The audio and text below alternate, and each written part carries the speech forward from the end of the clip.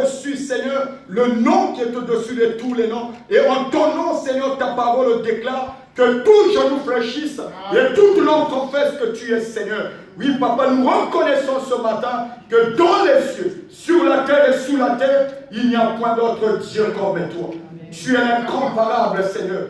Tu es l'unique dans ton genre. Aucun Dieu ne peut se comparer à toi. Tu es l'inégalable, l'inébranlable, l'imbattable, l'indoctable, l'incommensurable, l'invincible. C'est toi, ô Seigneur, notre Dieu. Nous te disons encore ce matin, merci pour cette réunion, merci pour ce culte, merci pour cette grâce, ce privilège que tu nous as fait d'être là présent ce matin dans ta maison, au Père de gloire. Seigneur, ce n'est pas notre force, ce n'est pas notre capacité, mais c'est par ton esprit, parce que tu as dit que nul ne vient à toi, si ce n'est ton esprit qui l'attire. Nous croyons ce matin que c'est ton esprit qui nous a attirés, qui nous a appelés, qui nous a convoqués dans ces lieux. Et Père, si tu nous as convoqués, tu nous as appelés ce matin, parce que tu veux faire quelque chose de particulier, d'extraordinaire, de merveilleux dans la vie de tout un chacun ce matin. Seigneur, tu as dit dans ta parole que là où 2 ou 3 sont réunis en ton nom, tu es au milieu. Seigneur, fais-nous sentir encore ce matin ta présence. Que tu nous visites puissamment ce matin. Que tu nous touches, Père de gloire. Oui, Seigneur, que tu puisses, oh Dieu, remplir ces lieux de ta présence, Père de gloire. Que tu nous consoles, que tu es sur là, que tu guéris, que tu touches, que tu impactes les vies, que tu changes les vies, que tu transformes les vies, que tu accordes ce matin à tout un chacun ce dont il a besoin, parce que tu as dit dans ta parole, faites de l'Éternel vos délices, il vous accordera les désirs de votre cœur. Et chacun de nous, dans ces lieux, nous avons fait de toi ce matin nous délices. Père, souviens-toi, bénis ces instants, bénis ta parole, que ton esprit, que le Saint-Esprit, que l'Esprit de Dieu, que l'Esprit de l'Éternel, que l'Esprit de Jésus, l'Esprit du souverain, que le Paraclet mouve ce matin dans ces lieux, que le Saint-Esprit souffle ce matin, que le Saint-Esprit soit disponible, que le Saint-Esprit soit opérationnel, que le Saint-Esprit touche ce matin, Seigneur, que le Saint-Esprit puisse guérir, puisse consoler, puisse libérer, délivrer ce matin ton peuple. Seigneur notre Dieu, ce matin, par l'autorité et le pouvoir qui m'a été conféré, je me lève contre tout esprit, mon Seigneur, qui nous glorifie par la Seigneurie de Jésus. Je me lève et j'ordonne à tout esprit impur, à tout esprit méchant, à tout esprit sorcier, à tout esprit de distraction, d'enfoutement, de lourdeur, de sommeil, de vol de pensée, de vol de la parole de Dieu, de libérer, Seigneur, ce matin. Père, lève-toi. Fais grâce à ton peuple. Bénis ton peuple ce matin. Que cette parole trouve au pléneur. Que cette parole impacte les vies. Que cette parole fasse du bien. Qu'elle soit source de miracles, source de consolation, source de victoire ce matin. Dans le nom puissant de Jésus. Nous avons ainsi prié. Et que le Saint dise Amen. On acclame très fort pour le roi de roi. Amen. Que Dieu vous bénisse. Bonjour. Je vous salue dans le nom de notre Seigneur Jésus. Ouvrons nos Bibles dans le livre de 2 Rois. Nous allons lire le chapitre 2, à partir du verset 19 jusqu'au verset 22. 2 Rois, chapitre 2, du verset 19 au verset 22. 2 Rois, chapitre 2, verset 19 au verset 22.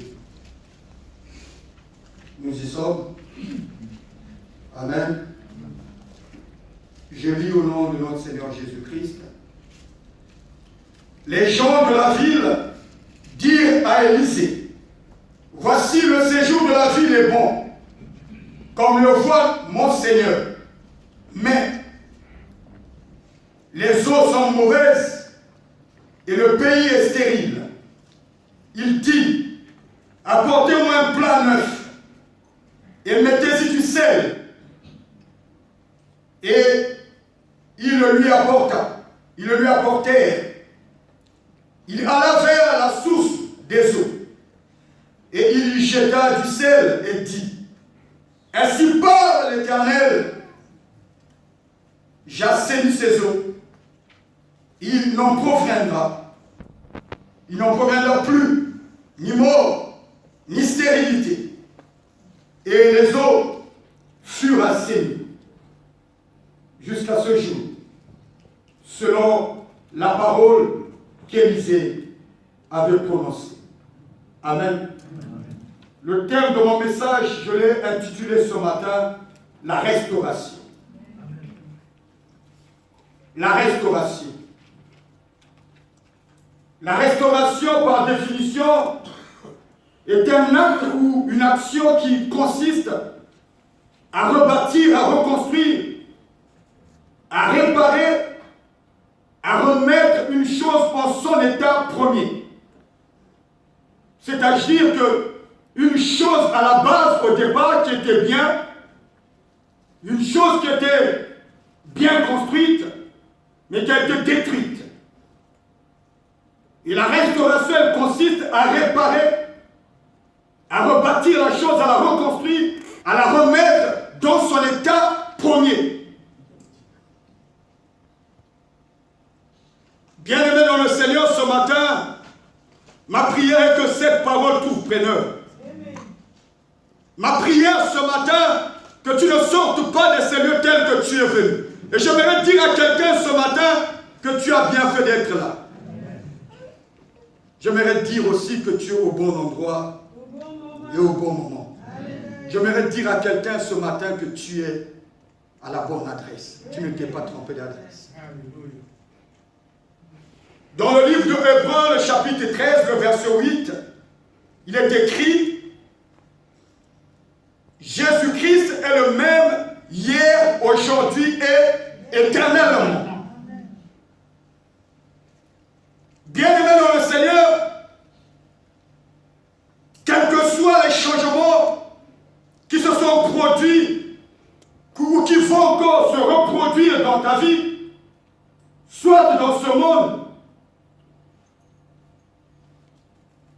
soit dans l'église ou soit dans nos familles, dans notre vie matérielle, spirituelle, nous devrions, bien-aimés, fixer dans notre esprit que cette parole, elle est vraie. C'est une vérité que Jésus est le même hier, aujourd'hui et éternellement. C'est-à-dire que ce qu'il a été à l'époque des patriarches, à l'époque d'Abraham, c'est ce qu'il est aussi aujourd'hui. Amen. Amen. Cette vérité, bien-aimée, implique ensuite que Jésus continue à agir exactement comme il a agi dans la vie des croyants d'hier ou des croyants de l'époque. Je veux dire, bien-aimé, par là que si Dieu,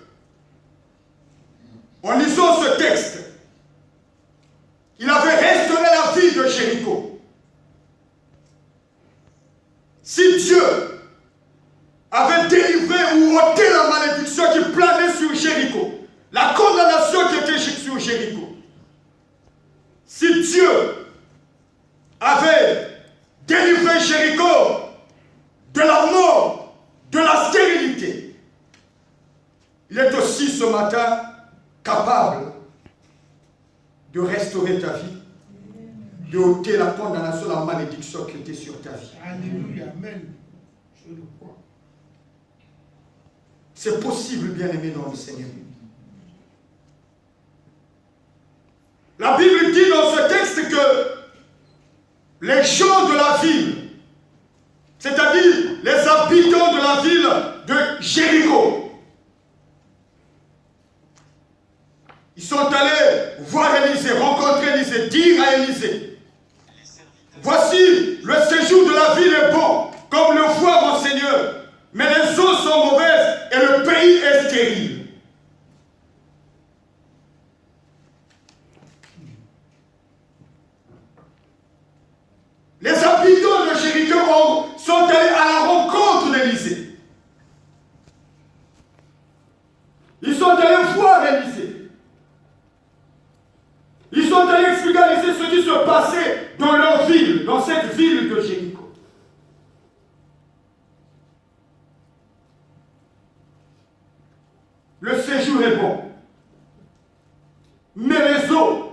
sont mauvaises. C'est-à-dire, bien aimé dans le Seigneur, que cette ville de Jéricho, elle était belle, elle était bien construite, elle était bien bâtie.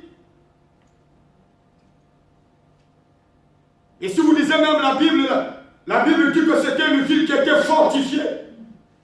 Elle était entourée d'une grande muraille. Et bien aimé, à l'époque, la beauté ou la grandeur d'une ville, on n'en voyait pas sa muraille. Et la ville de Jéricho ressemblait à une forteresse. Elle était belle, elle était bien bâtie, elle était bien construite. Mais il y avait un problème dans cette ville.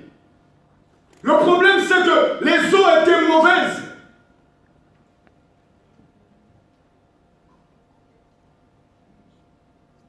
Et le pays était stérile. C'est-à-dire, bien aimé dans le Seigneur, que rien de bon ne sortait dans ce pays, de ce pays. Cette ville de Jéricho, bien aimé, elle ressemblait à un désert. La terre, elle était infertile. Ce pays, comme aujourd'hui, lorsqu'on montre les images de la Syrie, c'est un vaste champ de ruines.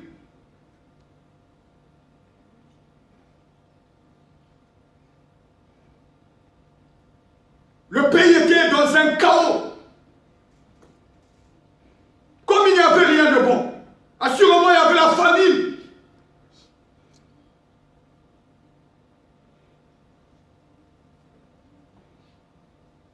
Ce qui rendait, bien aimé, la vie difficile dans cette ville de Jéricho.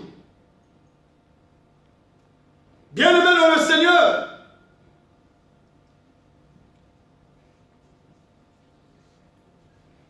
la ville aujourd'hui peut symboliser ta vie. Tu es beau, tu es belle, tu as un bon travail, assurément que tu as un bon salaire aussi. Tu as tout ce qu'il te faut. Quand tu regardes tout autour de toi, tu as comme l'impression que toutes les conditions sont réunies pour que tu puisses avoir une belle vie, que tu puisses avoir une vie aisée. Mais malheureusement, ce n'est pas le cas. Rien de bon ne sort de ta vie. Ta vie ressemble à un désert. Rien ne marche dans ta vie. Ta vie ressemble, comme je dis, à un vaste champ de ruines. Ta vie est amère. Ta vie, assurément, n'est que souffrance. Mais bien aimé dans le Seigneur, ce matin, Dieu m'a mandaté. Dieu m'a dit de te dire, de la même manière que Élisée avait prophétisé sur Jéricho, il avait déclaré qu'il n'en proviendra plus ni mort, ni stérilité. Je déclare sur ta vie et je prophétise ce matin qu'il n'en proviendra plus ni mort, ni stérilité.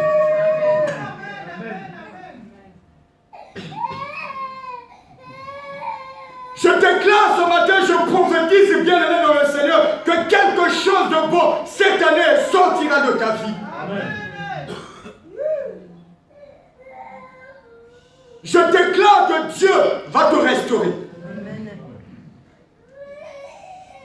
Et je déclare ce matin, fini la confusion, fini les échecs, fini l'infertilité, fini la médiocrité, fini le chômage, fini la pauvreté.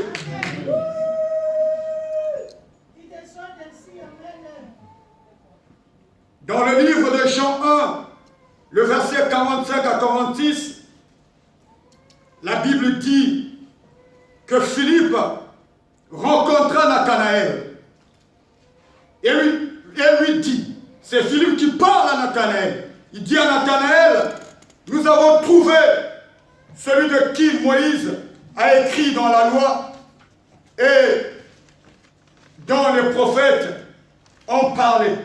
Jésus, de Nazareth, fils de Joseph. Écoutez la réponse de Nathanaël. Nathanaël va dire à Philippe, peut-il venir de Nazareth quelque chose de bon?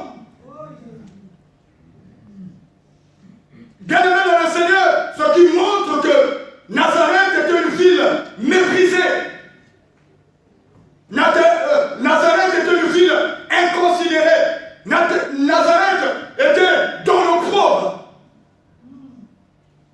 Donc les gens ne s'attendaient pas que quelque chose de bon pouvait sortir de cette ville de Nazareth.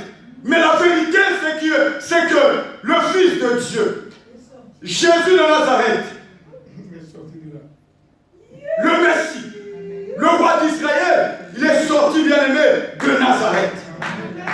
Bien-aimé, ce matin, j'aimerais dire à quelqu'un que quelque chose de bon sortira de ta vie. Peu importe ce que les hommes peuvent dire, peu importe l'inconsidération des hommes, peu importe ce que les hommes peuvent confesser ou de la manière dont les gens te voient. Mais je déclare et je prophétise cette année quelque chose de bon sortira. Amen, amen. Tu ne seras plus la même personne.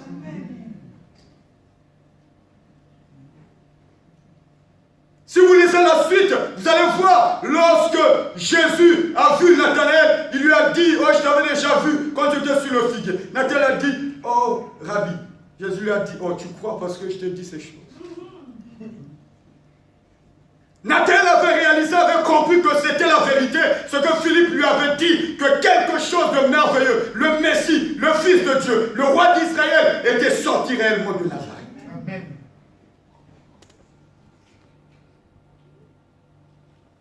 La ville, le séjour était bon, mais les eaux étaient mauvaises. Il y avait la stérilité. Il n'y avait rien de bon qui sortait dans cette ville. Mais nous devrions comprendre, bien-aimés dans le Seigneur, pourquoi cette ville de Jéricho était dans cet état. Tout simplement parce que cette ville était sous la malédiction. Cette ville était sous la condamnation. Josué, lorsque Israël avait commencé la conquête, ce n'était pas à Jéricho. Et Josué avait dévoué cette ville de Jéricho par interdit. Et si vous lisez dans Josué 6, le verset 26, la Bible dit que Josué avait juré en disant, maudit soit devant l'Éternel l'homme qui se lèvera pour rebâtir cette ville de Jéricho. Il en jettera les fondements au prix de son premier-né et il en posera les portes au prix de son plus jeune fils. Donc celui qui prendra le risque de reconstruire, de rebâtir cette ville, de donner vie, de donner un sens à cette ville de Jéricho, ça sera au prix de son premier fils. Il posera les fondements, les portes aussi au prix de son dernier fils. Donc il devait perdre son premier fils et le dernier fils. Et si vous lisez dans le livre de 1 Roi, le chapitre 16, le verset 24, la Bible nous parle d'un homme qu'on appelait El de Bethel. El, H-I-E-L. El de Bethel. La Bible dit cet homme en son temps, il avait bâti Jéricho. Mais il en jeta les fondements au prix d'Abiram, son premier-né. Il en posa les portes au prix de Séboub, son plus jeune fils, selon la parole que l'Éternel avait dite à Josué. Cet homme bien-aimé, El de Bethel, en son temps, il avait pris le risque de reconstruire cette ville et il avait perdu son premier fils et son dernier. J'ai dit que cette ville était sous la condamnation, la malédiction qu'avait déclarée Josué. Mais l'autre problème, c'est que le peuple de Jéricho, bien-aimé, était un peuple idolâtre. Le peuple de Jéricho, bien-aimé, était un peuple qui vivait dans la débauche, dans la dépravation.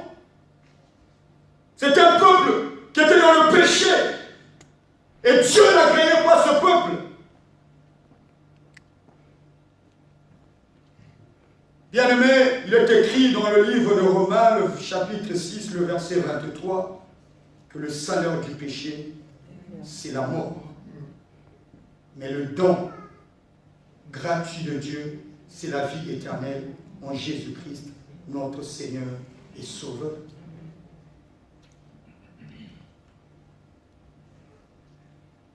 Le salaire du péché, c'est la mort, bien-aimé dans le Seigneur. Ce peuple était maudit, ce peuple était condamné parce qu'il était dans le péché, parce que c'était un peuple idolâtre, parce qu'il priait, se prosternait devant les idoles. Ils ne croyaient pas en l'Éternel, au Dieu Tout-Puissant, au Dieu d'Israël, au Dieu qui a créé les cieux et la terre.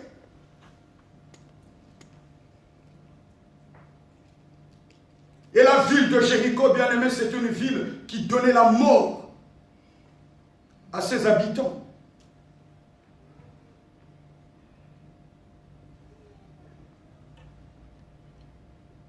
L'eau est mauvaise. Le pays est stérile. En fait, c'était l'eau qui faisait que ce pays soit stérile, que tout soit maigre, qu'il n'y ait pas de bonnes choses dans ce pays. Nous savons tous que l'eau, c'est quelque chose d'indispensable dans nos vies, pour notre vie. Nous ne pouvons pas vivre sans l'eau. Et l'eau, on le sait que on fait beaucoup de choses avec l'eau, l'agriculture, l'élevage, on prépare, on se lave, on boit, on lave les vêtements, on fait beaucoup de choses avec l'eau. Donc je dis que l'eau est utilisée dans plusieurs activités, plusieurs domaines. Mais les eaux de cette ville, elles étaient mauvaises. Les eaux de cette ville donnaient la mort à son peuple. Les eaux de cette ville rendaient ce pays bien-aimé stérile. Mais bien-aimé dans le Seigneur, la première chose que j'ai notée ce matin, c'est que Élisée, lui, il passait.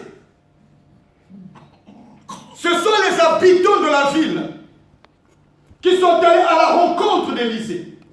Ce sont les habitants de la ville qui sont allés parler à Élisée. Expliquer à Élisée ce qu'il vivait. Ce qui se passait dans le pays. Ce sont les habitants de la ville qui sont allés solliciter l'aide, le secours d'Élisée. Ils sont allés se confier à Élisée pour qu'il fasse quelque chose par rapport à ce qu'il vivait. Ce n'était pas Élisée qui était allé vers eux. Ce n'était pas Élisée qui était allé à leur rencontre. Mais ce sont eux, ceux qui habitaient cette ville de Jéricho. Bien-aimé, qu'est-ce que je veux dire par là ce matin?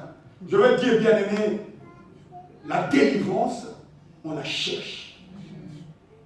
La délivrance, il faut la désirer. La délivrance, il faut la vouloir, il faut la chercher, il faut la désirer. Assurément que ce peuple de Jéricho, on avait marre de vivre dans cet état, dans cette condition. Ils étaient fatigués de la souffrance. Ils sont allés rencontrer Élisée. Ils sont allés parler à Élisée. Ils sont allés se confier à Élisée. Ils sont allés solliciter le secours, l'aide d'Élisée.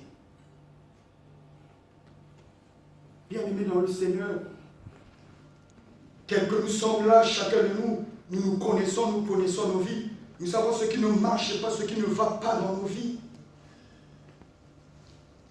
Mais qu'est-ce que nous constatons? Beaucoup de gens dans les églises ont des problèmes. Ils viennent à l'église avec leurs problèmes. Ils repartent, ils ressortent avec leurs problèmes. Ils ne disent pas ce qu'ils sont en train de vivre ou de traverser. Ils attendent que l'homme de Dieu ou les serviteurs de Dieu aillent vers eux pour imaginer leurs souffrances, leurs problèmes. Non, bien-aimés. Non, bien-aimés dans le Seigneur. La délivrance, il faut la chercher. Il faut la désirer, il faut la vouloir. La femme cananéenne, ce n'est pas Jésus qui est allé vers cette femme, mais c'est cette femme qui courait derrière Jésus, qui criait derrière Jésus.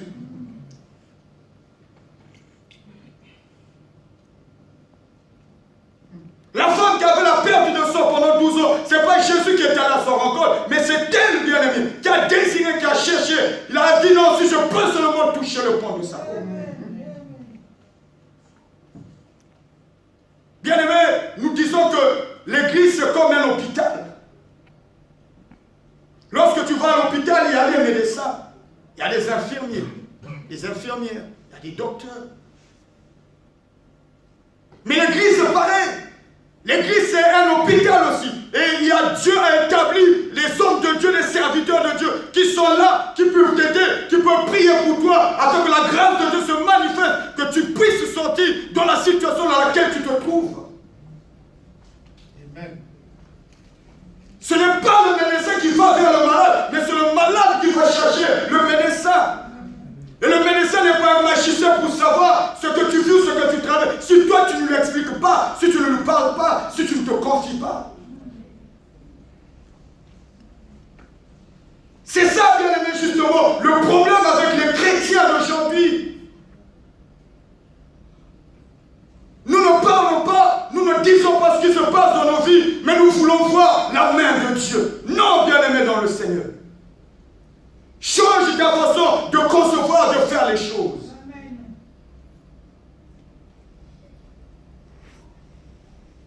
Imaginez bien aimé dans le Seigneur, si ce peuple-là ne s'était pas confié à Élisée, il devait demeurer dans la même condition, dans le même état.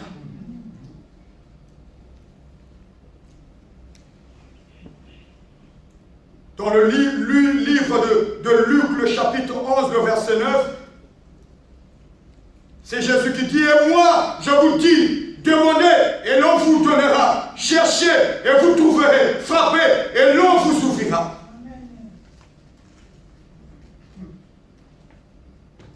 C'est Jésus qui dit, et moi, je vous dis, demandez et l'on vous donnera, cherchez et vous trouverez, frappez et l'on vous ouvrira. On ne donne qu'à celui qui demande. On n'ouvre qu'à celui qui frappe. Et celui qui cherche et trouve. Bien-aimé dans le Seigneur, si tu désires la délivrance, si tu la cherches, Dieu va se révéler à toi. Dieu va te délivrer. Si tu aspires réellement à la délivrance, si tu désires vraiment, tu as cette envie que ta vie soit transformée, que les choses changent, bien-aimé. Si tu le désires de tout ton cœur, Dieu va le faire. Dieu va le faire, bien-aimé dans le Seigneur. Ils sont allés parler, mais c'était un peuple idolâtre. Assurément qu'ils avaient consulté leur Dieu, rien ne se passait. Ils sont allés voir le serviteur de Dieu qui était Élisée. La Bible dit dans le livre de 2 Chroniques 20, confiez-vous en l'Éternel votre Dieu, vous serez affermis. Il dit, confiez-vous en l'Éternel votre Dieu, vous serez affermis. Si tu te confies en l'Éternel, tu parles parce qu'il y a des gens qui te disent, quand tu discutes avec certaines personnes, ils te disent, oh non, moi j'aime pas parce que mes problèmes vont sortir, nanani, nanani. Ah, moi je prie Dieu. Oui, mais la Bible dit, confie-toi en l'Éternel, tu seras affermi. Dieu va augmenter ta foi. Dieu va te soutenir. Dieu va te fortifier pour que tu résistes à cette souffrance, à ce problème. Mais il dit, confiez-vous en ces prophètes, ces serviteurs. Et vous aurez la victoire. Et vous réussirez. Confiez-vous vous, bien-aimés, oh ces serviteurs, oui, tu te confies en Dieu, tu parles en Dieu, je sais, mais Dieu dit, si tu te confies à lui, tu seras affermi. Il va augmenter ta foi, il va te donner la foi, il va te soutenir pour que tu ne puisses pas lâcher prise, que tu aies le bon. Mais il dit, confiez-vous en ses serviteurs et vous réussirez. De la même manière, tu as le courage d'aller parler, de dire ta vie aux médecins. Mais le courage aussi de venir dire, expliquer ta vie aux hommes que Dieu a établis. Bien aimé, j'ai envie de dire à quelqu'un ce matin, ce n'est pas un hasard que nous soyons là, que nous prions dans la même église, que nous soyons dans le même lieu. Ce n'est pas un hasard, bien aimé, que nous soyons conduits par le pasteur. Ce n'est pas un hasard. Assurément, ta vie, ta destinée, assurément ta bénédiction est connectée à son ministère. Voilà pourquoi nous sommes là. Moi, je le témoigne, je le dis, je le répète toujours, et je le dirai toujours, que moi, je suis venu en France, j'étais un chrétien, un pied dedans, un pied dehors, parce que je suis né quand même d'une famille chrétienne. Mais c'est lorsque j'ai mis mes pieds dans cette église que ma vie a commencé à changer. Dieu a fait grâce. Jusqu'à aujourd'hui, je peux prêcher de la part de Dieu. Je n'ai jamais été dans une école biblique, je ne connais pas ça. Mais c'est dans cette église que j'ai pu commencer à lire la Bible, retenir des versets, c'est comprendre un peu la Bible. Ah, peut-être que bien aimé, si j'étais allé ailleurs, ça n'allait pas se passer comme ça. Mais Dieu fait des connexions, bien aimé.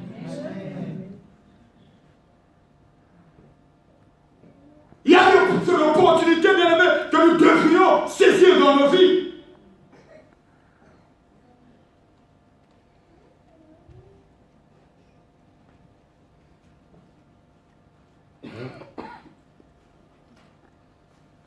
Je dis que, bien aimé, ce peuple, ces habitants de Jéricho, ne croyaient pas en Dieu.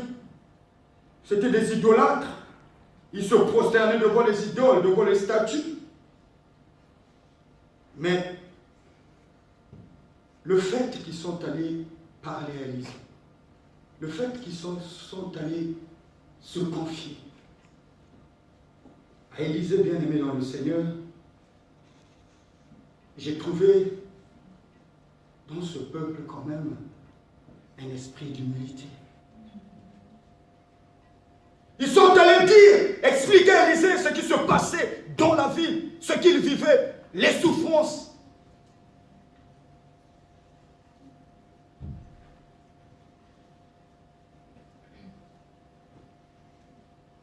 J'ai vu dans l'attitude et le comportement de ce peuple, un peuple humble.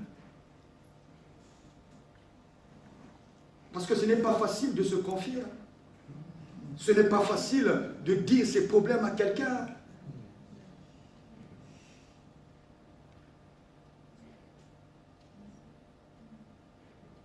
Bien-aimés dans le Seigneur,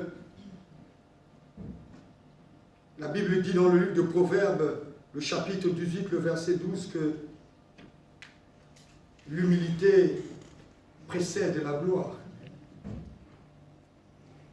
Toujours dans le livre de Proverbes, le chapitre 29, le verset 23, il est écrit « L'orgueil d'un homme l'abaisse ». Écoute-moi bien. L'orgueil d'un homme l'abaisse. Mais celui qui est humble d'esprit obtient la gloire. L'orgueil d'un homme l'abaisse. Mais celui qui est humble d'esprit obtient la gloire. Et Luc 14, 11 dit, car quiconque s'élèvera sera abaissé, et quiconque s'abaissera sera élevé. Jacques 4, 6 dit que Dieu résiste aux orgueilleux, mais il fait grâce aux humbles. Bien-aimés, soyons humbles d'esprit. Alléluia. Ne soyons pas orgueilleux. Soyons humbles. Peu importe ta position, peu importe tes diplômes, peu importe ta condition, peu importe ton salaire, ton travail, peu importe, bien-aimé, la position que tu occupes dans la société, ça ne sert à rien de t'enorgueillir. que la Bible dit, qui sait ce qu'un jour tu peux faire. Parce que demain, tout peut basculer, tout peut changer. Ça ne sert à rien de hausser les épaules, de faire mal aux gens. Parce que lorsqu'on est orgueilleux, on fait mal à certaines personnes. Il y a des gens qui ne peuvent pas t'approcher. Il y a des gens qui murmurent. Tu pousses certaines personnes à murmurer, à parler, à pécher même, à cause de ton attitude, à cause de ton comportement. Ça ne sert à rien de faire mal aux gens. Parce que ce n'est ni par ta force, ni par ta capacité, ni par ta puissance. Mais ce n'est que par la grâce de Dieu. Si tu es ce que tu es. Diminue-toi, sois humble, bien-aimé. Sois un peuple humble.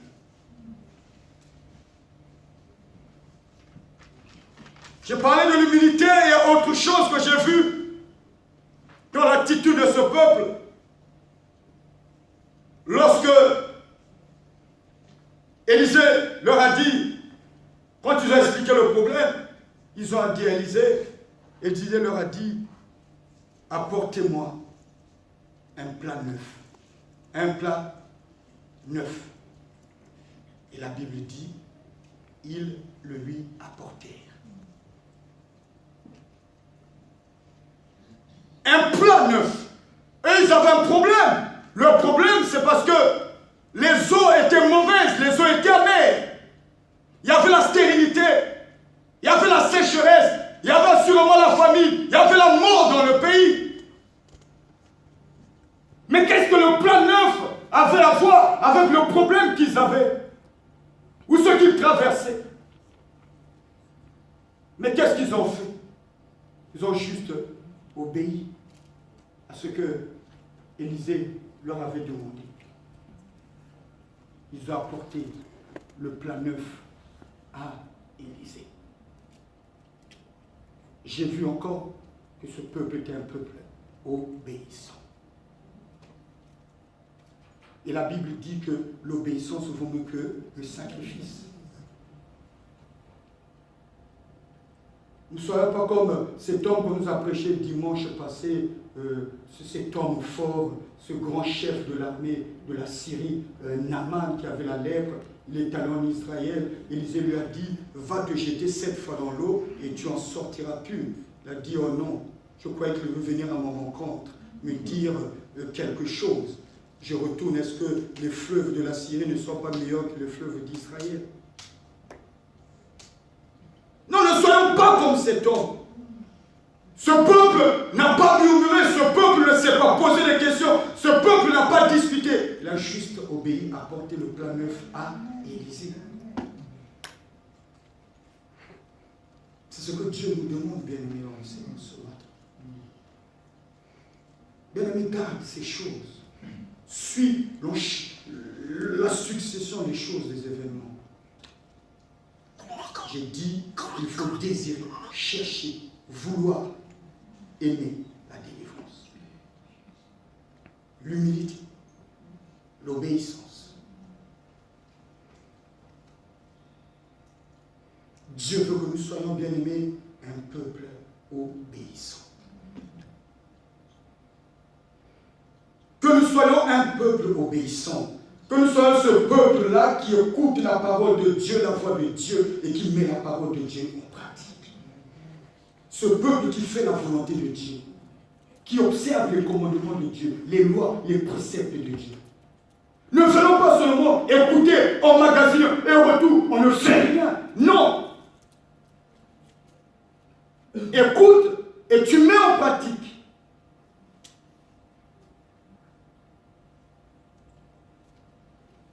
Soyons ce peuple qui fait la volonté de Dieu.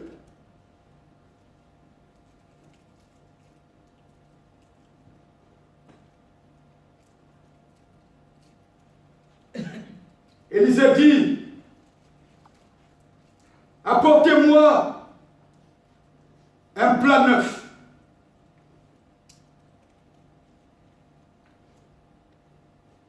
Élisée demande un plat neuf.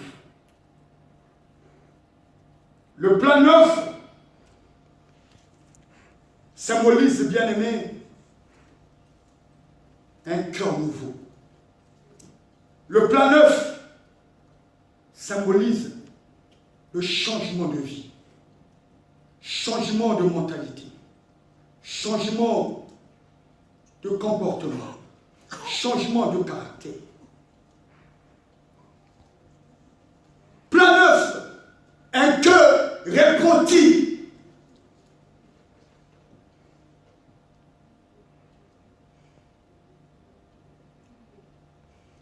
Parce que le peuple était sous la malédiction, le peuple était sous la condamnation, le peuple vivait dans le péché, dans l'idolâtrie, dans la dépravation. Ce peuple bien-aimé ne pouvait pas jouir des bonnes choses de Dieu. Ce peuple ne pouvait pas jouir de la bénédiction de Dieu dans cet état, dans la condition où il se trouvait.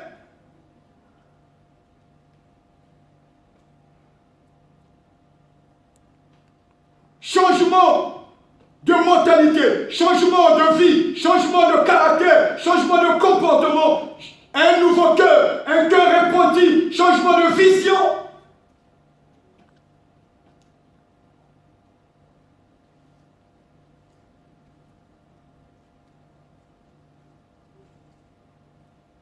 La Bible dit dans le livre de Matthieu, le chapitre 9, le verset 16 à 17, personne ne met un pièce de grain neuf à un vieil habit, car elle emporterait une partie de l'habit et la déchirure serait plus grave. On dit, on ne met non plus du vin nouveau dans de vieilles outres, autrement les outres se rompent, le vin se répand et les outres sont perdues.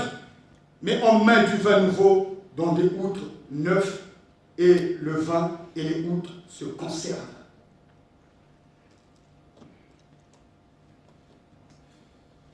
Bien-aimé, je veux dire que Dieu, bien-aimé, n'est pas un Dieu de mélange. Dieu n'est pas un Dieu, bien-aimé, de mélange. Tu vis dans la débauche, tu vis dans la dépravation, tu vis dans le péché, tu vis dans l'impudicité, dans l'adultère, dans le vol, dans la cupidité, dans les choses que Dieu n'honore pas, et tu veux que Dieu te bénisse, que tu puisses jouir des bonnes choses de Dieu faux. Je n'adhère pas à cette prédication, à ces enseignements, c'est fou. Je sais que Dieu, il est souverain, il fait grâce, miséricorde à qui il veut. Mais Dieu, c'est un Dieu de principe, bien-aimé. La Bible dit que les ténèbres et la lumière ne peuvent pas cohabiter. Tu ne peux pas être dans les œuvres des ténèbres et chercher à vivre les œuvres de la lumière, c'est faux.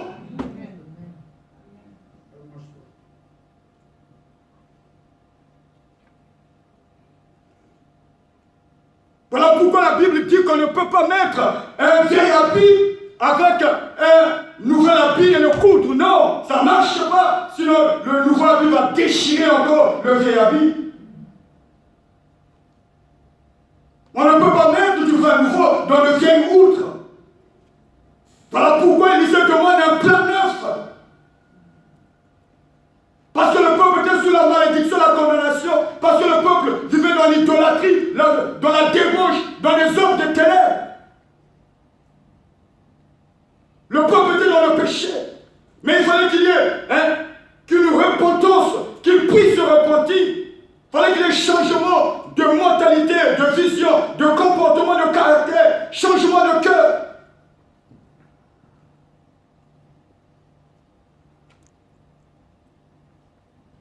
Et c'est ce que Dieu aussi, bien aimé, ce matin, nous demande.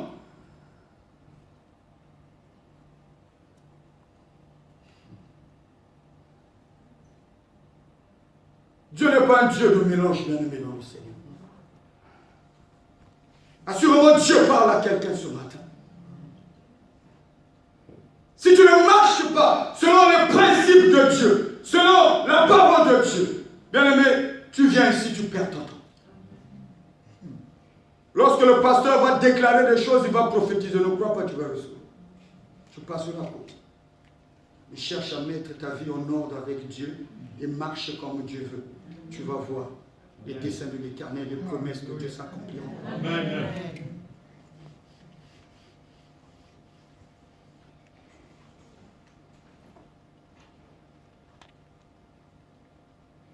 La Bible dit dans le livre de 2 Chroniques, le chapitre 7, le verset 14, il dit: si mon peuple, celui qui a invoqué mon nom, s'humilie, prie, cherche ma face, se détourne de ses mauvaises, il dit: Dieu des cieux, je l'exaucerai, je pardonnerai son péché, je guérirai son pays. Si tu te réponds. Parce que le fait que le peuple, il est allé à la rencontre, a expliqué à Élisée ce que ce peuple reconnaissait son état. C'est ça le problème, bien-aimé. Le peuple reconnaissait son état dans lequel il était. Donc il faut que tu puisses reconnaître ton état, te repentir, bien-aimé, dans le Seigneur. Reconnaître que ma vie n'est pas réellement en conformité avec la parole de Dieu. Reconnaître d'abord que je ne suis pas en règle avec Dieu par rapport à ce que la parole de Dieu dit.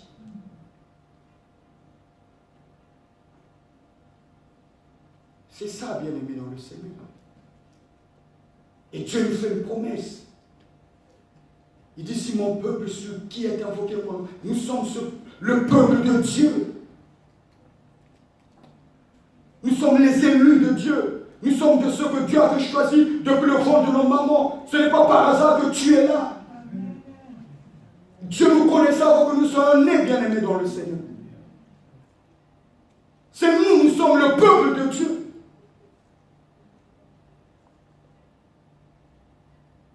Et Dieu dit: si mon peuple sur qui est invoqué, c'est nous qui invoquons le nom de l'Éternel. Il dit: je l'exaucerai des cieux, je pardonnerai son péché, je guérirai son pays. Tu as besoin que les choses changent dans ta vie. Tu cherches la bénédiction. Tu veux que les promesses de Dieu puissent s'accomplir, ou la parole de Dieu s'accomplisse dans ta vie. Mais mets-toi en conformité avec Dieu.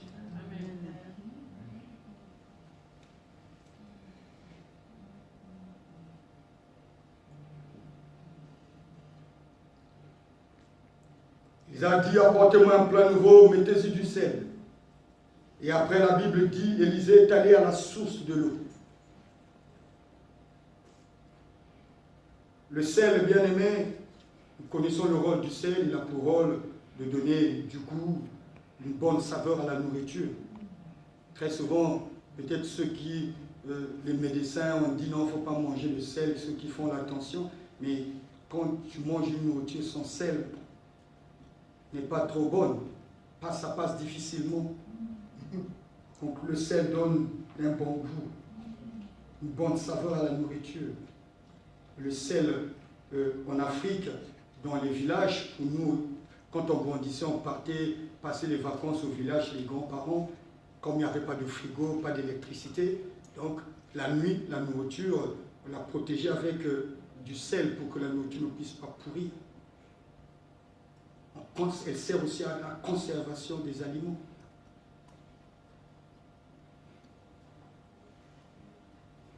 Mais la Bible dit que Élisée est allé à la source d'eau. La source d'eau, je me suis posé la question, mais pourquoi la source? La source, bien-aimée, symbolise ton cœur. La source symbolise notre cœur. Parce que, bien-aimé, tout vient de notre cœur. Notre cœur est le centre de toutes choses. Voilà pourquoi, dans le livre de Proverbes 4, 23, il est écrit: garde ton cœur plus que toute autre chose, car de lui viennent les sources de la vie. Garde ton cœur plus que toute autre chose, car de lui viennent les sources de la vie.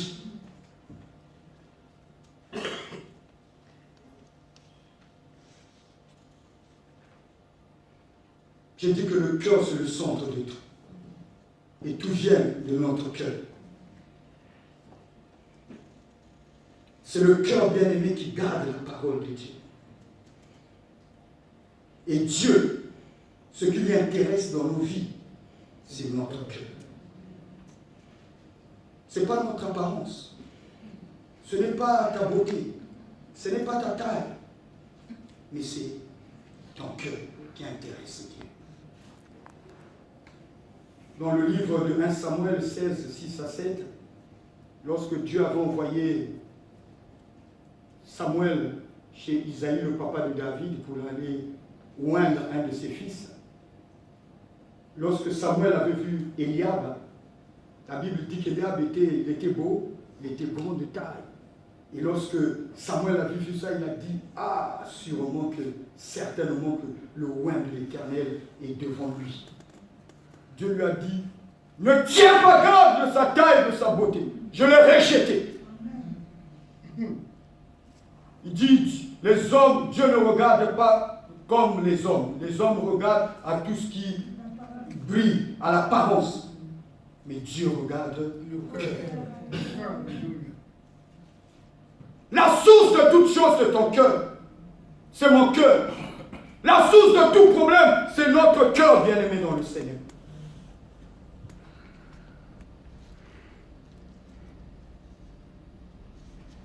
Luc 6, 45, Luc 6, le verset 45 dit, l'homme bon tire de bonnes choses de son trésor, de son cœur, et le méchant tire de mauvaises choses de son mauvais trésor, car c'est de l'abondance du cœur que la bouche parle.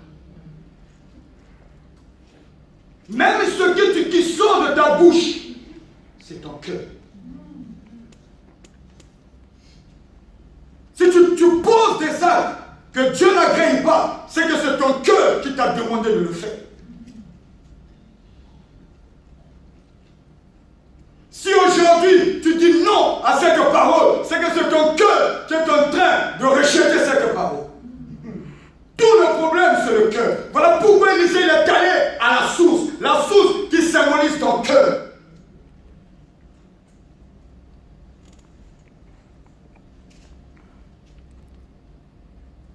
Il a pris du sel et l'a jeté à la source de l'eau pour assainir les eaux.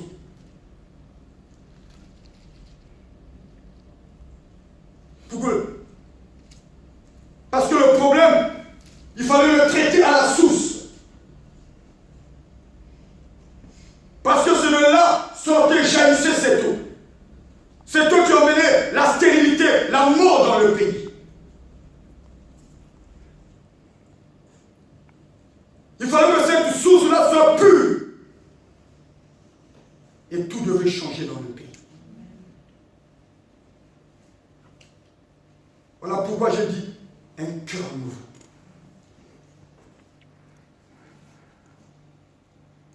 Il faut que notre cœur soit pur bien devant Dieu. Matthieu 5, 8 dit, heureux ceux qui ont le cœur pur, car ils verront Dieu. Matthieu 5, 8. Heureux ceux qui ont le cœur pur, car ils verront Dieu.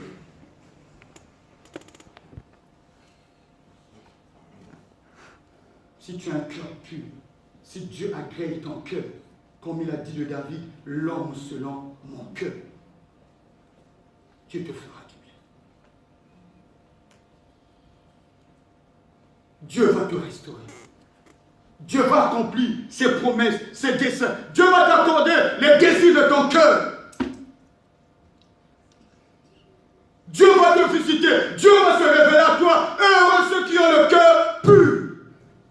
Les gens qui ont le cœur pur, ce ne sont pas les gens qui murmurent dans leur cœur contre les autres. Ce ne sont pas les gens dans leur cœur qui ont des mauvaises pensées, qui disent du mal des autres dans leur cœur, qui injurient les autres, qui ont de la haine dans leur cœur contre les autres. Non! Tu ne peux pas venir à l'église avoir un tel cœur. Tu ne peux pas te dire serviteur ou chrétien, enfant de Dieu, et avoir ce cœur-là qui a de la haine, de la rancune, ce cœur-là qui murmure, qui parle sans toi à parler du mal des autres. À condamner les autres.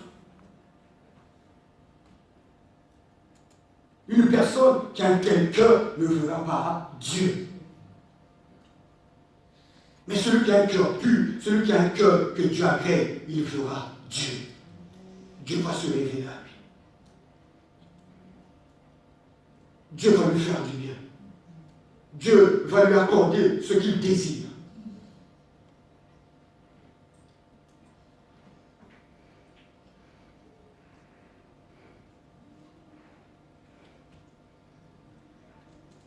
L'eau, bien aimée, très souvent, parfois nous disons, l'eau c'est la parole, l'eau c'est la parole, parfois c'est aussi le Saint-Esprit. Mais ici, comme l'eau sortait à la source, l'eau jaillissait, je crois que il symbolisait le Saint-Esprit. Ce peuple avait besoin de l'Esprit de Dieu. Parce que lorsque ton cœur est pur, juste devant Dieu, le Saint-Esprit prend place. L'Esprit de Dieu vient demeurer dans ton cœur. Il habite en toi. Et le Saint-Esprit va commencer à opérer, à agir dans ta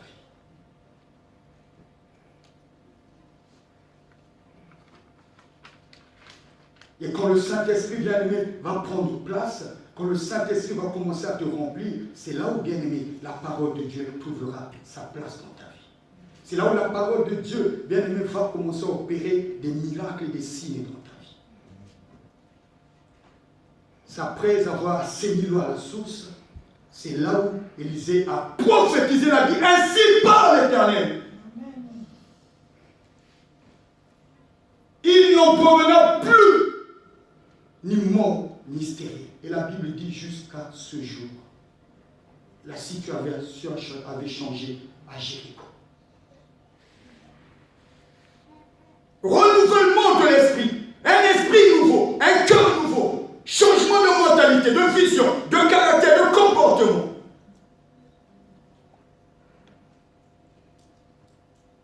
Cette année, la prophétie, le pasteur n'a pas dit que, l'année de la multiplication. Non.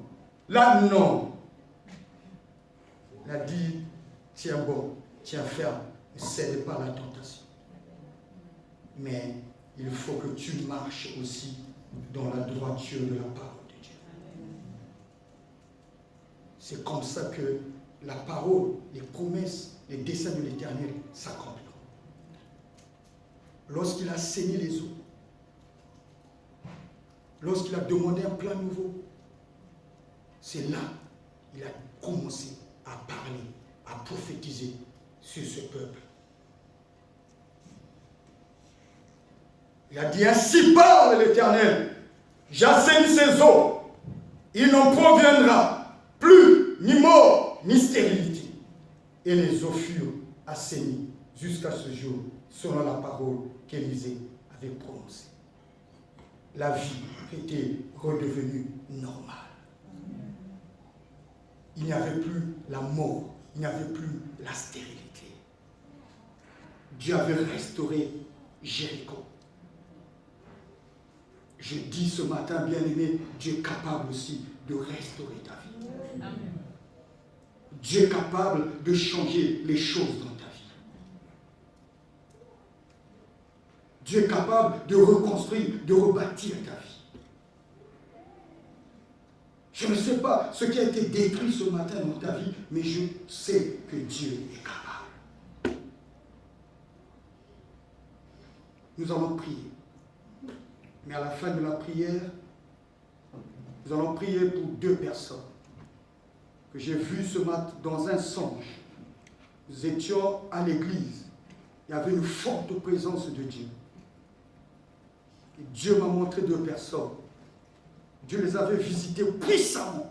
Je dis bien puissamment. Je dis puissamment.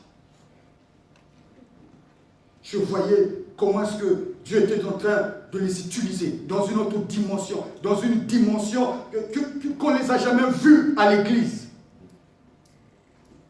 Je crois, bien aimé, ce matin, que Dieu va créer quelque chose dans la vie d'une personne. Dieu va bouleverser, va transformer la vie d'une personne. Dieu va emmener quelqu'un dans une dimension où, bien aimé, les gens diront, oh, c'est la même personne. Oui, c'est la même personne. Amen.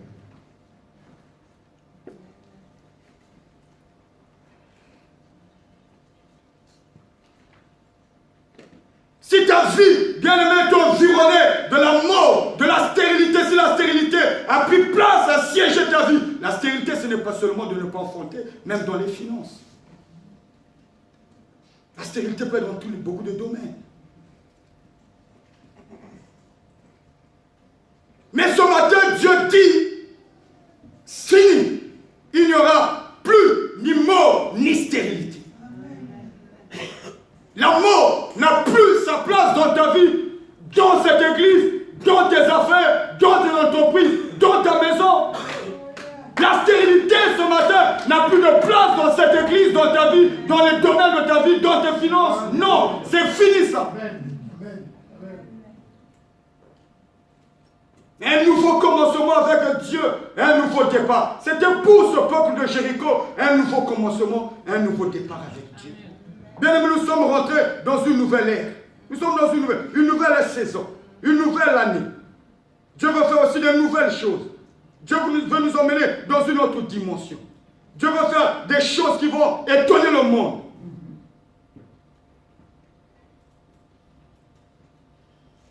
Dieu ne veut pas que nous soyons toujours les mêmes. Non, ce n'est pas la pensée de Dieu. Ce n'est pas la volonté de Dieu. La volonté de Dieu, que les choses changent dans ta vie. Que les situations changent.